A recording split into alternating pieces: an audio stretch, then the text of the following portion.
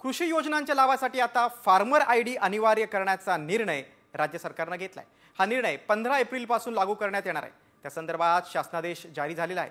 योजनांमधील गैरव्यवहार टाळण्यासाठी आणि पारदर्शकतेसाठी हा निर्णय घेण्यात आल्याचा दावा करण्यात आलाय।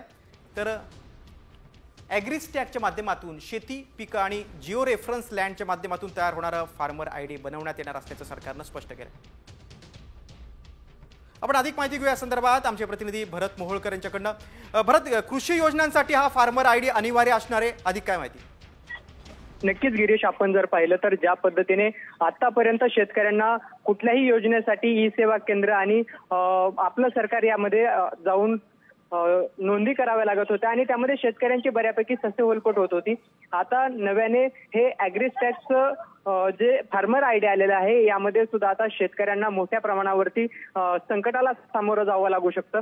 यामध्ये शेतकऱ्यांचा आयडी बनवण्यात येणार आहे आणि त्यानंतर ज्या शेतकऱ्यांकडे फार्मर आयडी सविस्तर माहिती दिली त्याबद्दल धन्यवाद।